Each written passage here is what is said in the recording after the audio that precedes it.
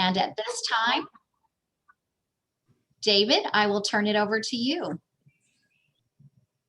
Great. Thank you, Angie. Always a pleasure to be with you and the entire group each month. And I'm particularly excited about today's session. I have personal relationships with CiCi Rojas, and she has been just an incredible leader for the Y movement here in Kansas City. As you know, I served as the CEO and president here in Kansas City for about 8.5 years prior to going to YUSA. And CiCi came on the board while I was there, and clearly has been an inspiration to me and to so much of the Kansas City community, and now the nation, and now the world, with her volunteer leadership. And remarkable woman with the ability to wear a lot of hats and spin a lot of plates. and she does. CiCi and I have a lot in common with our love for the mission of the Y, and you will hear more about this. She's obviously the first volunteer we've had speak to this group. So CiCi, we're particularly interested in your perspective today. I had sent CiCi some questions, so I'll ask her those. But CiCi, maybe we'll begin by first saying thank you for being here today.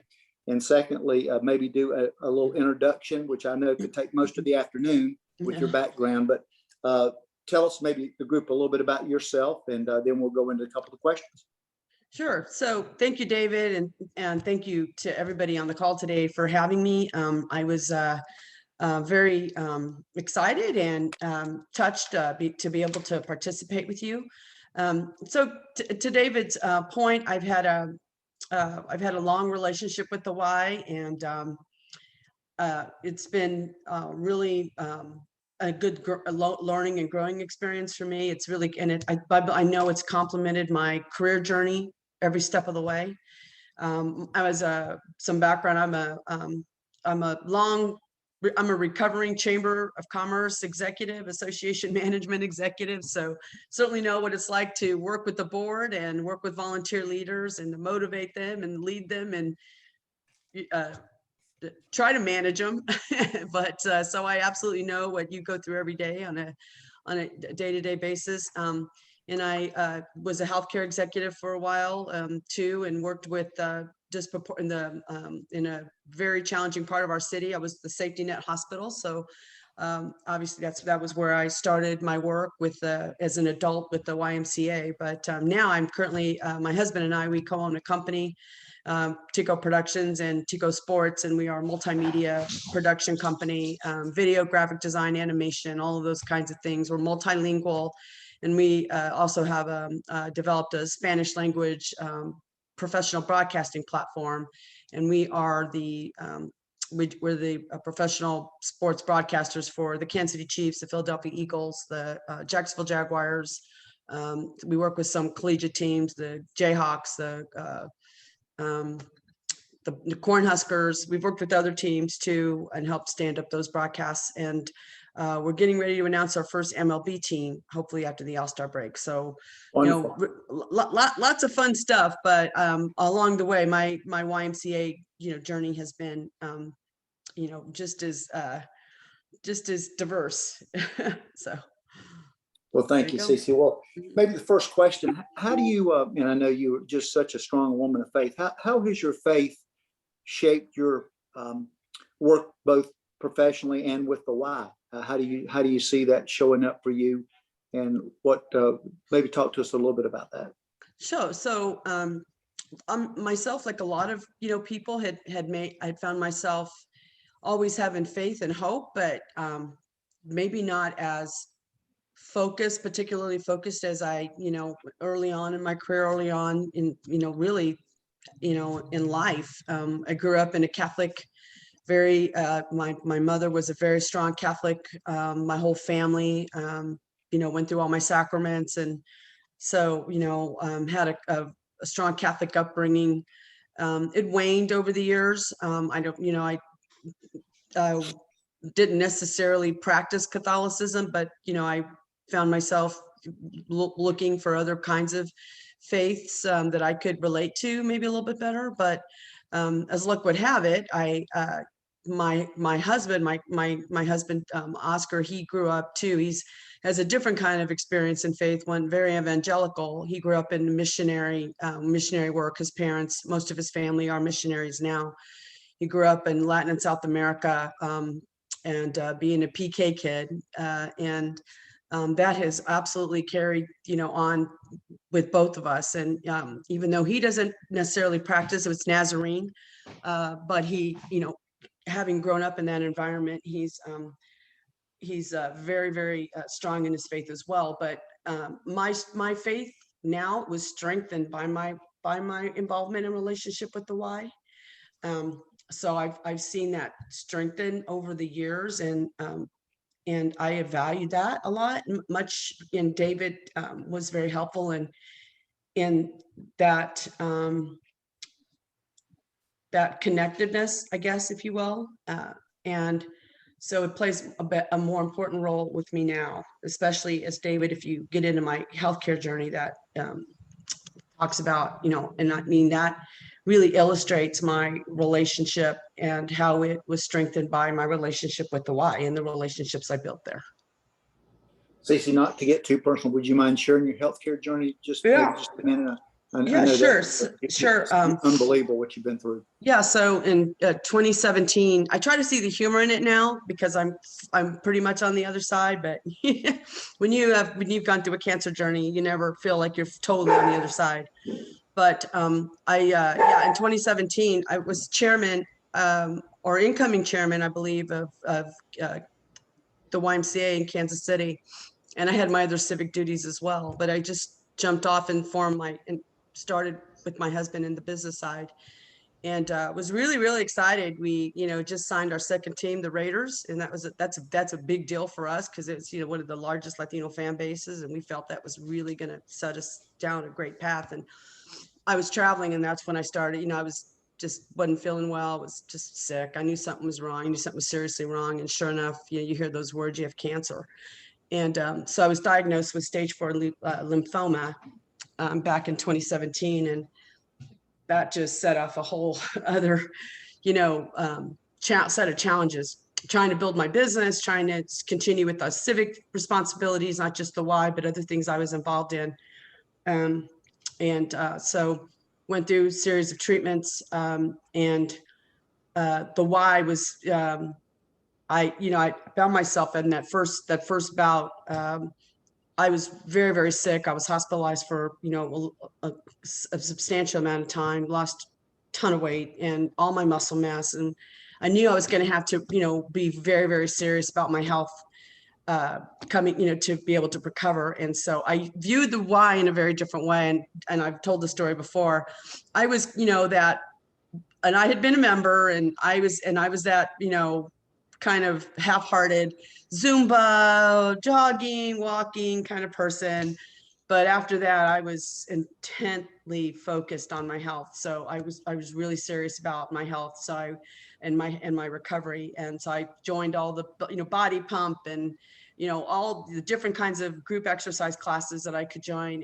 And that's where I found a hub, if you will, a community hub in the Y of women who had gone through something similar. And my instructors there really pushed me to, get beyond my obvious weakness and, push through it. And so I had a couple relapses, and always then part of my recovery would be coming back to the Y and sometimes starting all over.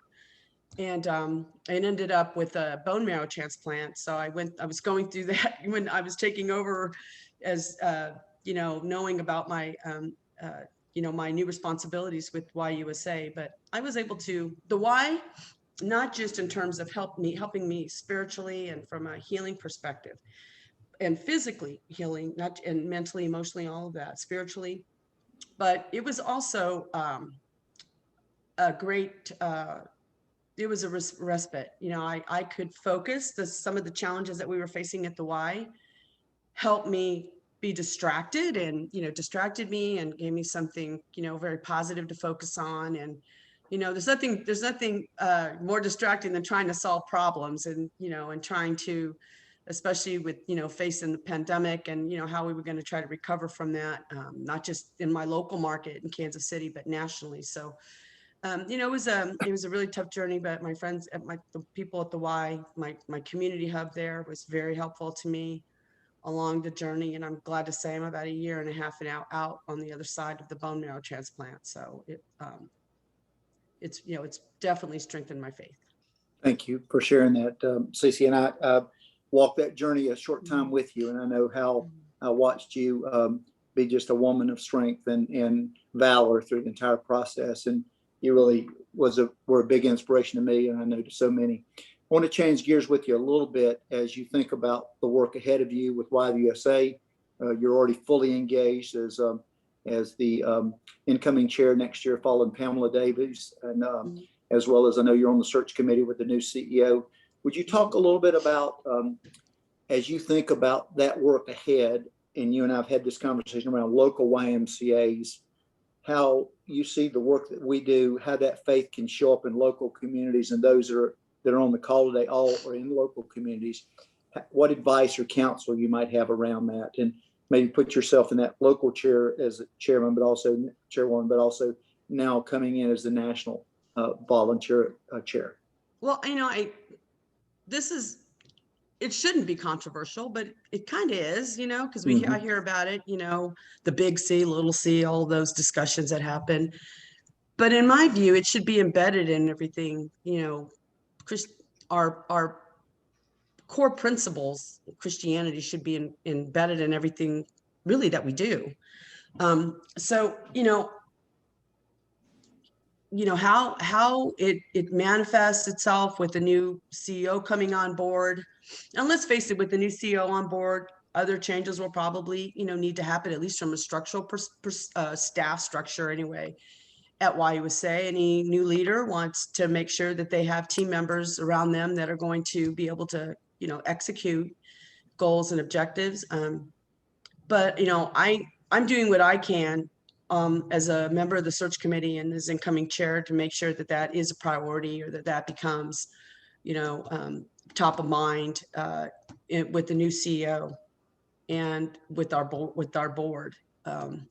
But, it does take, many willing hands and minds and, everybody on this call to continue to voice that that's a priority for you and that's important for you. And I think that needs to be, continually brought to our attention and continually, put in front of us as a priority. Yeah. So sort of tagging along that a little bit, just the last couple of questions. How do you, because you're also heavily involved nationally with the D&I work and global work, how do you see that aligning with the Christian perspective as well? And, you and I've had this conversation many times about it, and I always appreciate how you describe that wholeness and inclusiveness. Well, Christian principles teach us that, or should that, everyone's equal, and DEI should just be, just another manifestation of that. And I think that we see that at the global level, as well. And, we honor each other's faith, and, there's room for all faiths at YMCA and at our tables. So I think that that's really the root and the core of it. And I just think that it shouldn't be a either or, it should just be an and, So the DEI work is important, and it's going to be, definitely, it's on a lot of people's minds, and, how do they operationalize it so that it's not an or, that it's an and. It's part of our work. It's part of who we are, much like our Christian principles. That's well said, CiCi. How does that show up at the local Y as you again step in your chair, knowing again we got a lot of local people? Well, everyone's a local Y. How does that show up then at a local Y? Well, every community is different. I think it shows up in your partners in the community. Yep. How you talk about it. Is it part of how you speak about your organization in every conversation that you have? Your board members and their commitment. But I do think that this is an opportunity. I think as the Y needs to become a little bit more community centric. What I mean by that is extend outside of their forward walls. If nothing else, that's what we've seen that the pandemic has handed us. We have to be able to be go outside of our four walls. We need to go to community. It's a two-way street. You can't just expect the community to come to you because we have four walls. We have to go beyond that. And we need to look. So this is an opportunity to create those kinds of partnerships. And I'm sure that there's willing partners for the Y in our brand. And, you know, it's a benefit to them as well, to those groups out there that represent those principles. Yeah, well said. Last question, then we're going to open up for a few questions. CiCi, as you do your work and as you again begin to prepare for the transition at YUSA in a few months, we have a lot of prayerful people on this call today. What can we do to be prayerful for you and for YUSA and for the movement? I know I talked to so many of our colleagues, and there's still so much unsureness with people, so much unclarity around you know, what's next, and we're coming out of COVID now. What is all this going to mean? People sort of searching for some answers. Not that we weren't before, but even more so. How could we lift up prayer for you particularly, and for the search committee, or for anybody that you're relating to right now? Well, I think the one word that comes to my mind is be prayerful about courage at all levels. You know, the board's going to need courage to make good decisions, to have good insight, to take risk, what have you. Local CEOs are going to need courage to make tough decisions. What does post-COVID look like? Do they need to shift programming that had been traditional? Maybe it's not going to work anymore. It takes courage to look within, to look for new partners, to look at things in a new way. It takes courage to make change. And so that's what I would be prayerful about. Great. Thank you. Well, I would sure say, as one, we're fortunate to have you stepping into that role. We're fortunate to have you involved with the Y movement for so many years. And, you know, CiCi, as you can tell, is just as an authentic and genuine as a human being as you will find, and with a real vision and hope for our future state of the movement. So this next few years are going to be clearly a challenge, but filled with opportunity. So I'm going to stop there, Angie, with the formal questions. I want to make sure we stay on task in time, but I know there'll probably be a couple of questions, CiCi, from the group before we break up into the smaller group. So thank you again for your very candid and genuine answers, which I knew would be the case. So Angie, let me turn it back to you then to see what questions might have surfaced. And I know she's bulletproof, so she'll take it. Yeah. After you've been through what I've been through, you become. Yeah, that's what I said. That's right. Yeah. David and CiCi, thank you so much. CiCi, to hear you share from your heart, I know is like rain and sunshine to our listeners here. So we thank you so much for having the courage and stepping into the role at YUSA that you have taken on. We typically do not take questions at this time, but since David posed that and prepared you for it, at least maybe a couple. We would like 2 questions. So if you could either write in the chat or raise your hand, and we will try to get a question to CiCi. Here's your chance. I just put my email in there for anybody that wants to reach out at any time. So very good. Thank you. So unmute yourself if you have a question for CiCi. Hey, CiCi, this is Dori from Middle Tennessee. You mentioned prayers for courage. I love that prayer. I'm curious, how have you seen in this past year, especially, courage show up at the Y? What does that look like from your perspective? Sure, I've seen it in many ways manifesting, and I think, and sometimes people don't recognize it as courage. They might be recognizing it as something essential that they have to do. It's a tough decision that really doesn't give them much wiggle room for, seeking maybe other alternatives. But I mean, it takes courage to make tough decisions. And I've seen it in my Y in Kansas City. I've seen it at the national Y. I've seen it in Ys all over the country. Whether it's relooking at an underperforming Y, but serves an incredibly important part of the community, and repurposing it as a community center. Maybe it's not dependent on membership anymore. You got to throw that model out, and you've got to look at other ways to fund it so that you keep needed services happening, especially during that, tough time with whether it's food insecurity or what have you. So I've seen it, I've seen a lot of it, and it's been really, really heartening.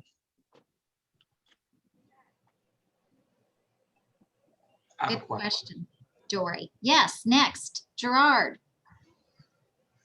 So, CiCi, first of all, thank you very much. Certainly, I want to, I guess, it's not so much of a question, but it's more of an emphasis in terms of prayer for you and I guess for our faith, particularly as it relates to the YMCA.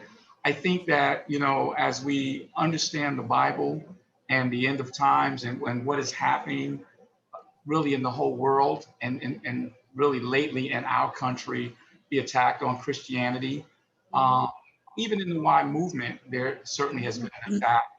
We have kind of fallen away. And so I believe that attack is going to increase. And, I think that it's really important. And I'm loving this, this fellowship, because I think it's very important for us to be together and to be more intentional and strategic. Just because I strongly believe the attacks are going to increase.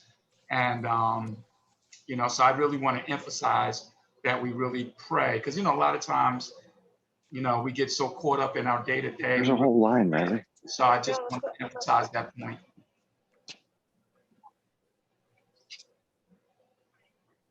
Well, somebody once told me, and because I've had my share of politics. I've actually been involved in politics, and I kind of enjoy it actually. But and everything's political. It's even local. All politics are local, absolutely. But to your point, there were going to be detractors. I mean, right? But it's really cool when you can take a detractor and create the biggest evangelist. Yes. And how do you do that? It's you invite sometimes your biggest detractors to your meeting. You hold them close, and you try to learn and understand what's their root cause. And you're not going to persuade them all, but when you just persuade one or two of those big detractors, I mean, then you've got somebody out there also on your side. Right here. Thank you, CiCi. Thank you. I have noticed that we were just joined by the African Alliance of YMCAs, Annie and Cesar. Well, so we welcome you to this group as well. Thank you for joining us. Yes, there's some waves. Excellent. And how honored are we for really a small group to have CiCi's time and to get to have the ear and hear from the heart of our incoming chair. So CiCi, stay with us. We're going to go into breakout groups. So you'll be put in a great breakout group as well for about 20 minutes. And then we'll come back for a final prayer and closing that Tim Hallman will give to the group. So as we move into the breakout, we just want to have a few minutes to introduce yourselves, maybe have a reflection on something that CiCi shared today that really struck you. We ask that you honor the time as much as possible so everyone in your group has a chance to share, although sharing is optional. You do not have to speak if you are not comfortable. If anything is shared confidential, we ask that you would honor that as well. So your facilitators will guide this time, and Janele will zoom you to your rooms and also show a 2-minute warning. So we'll see you back in about 20 minutes. Thanks, Janele.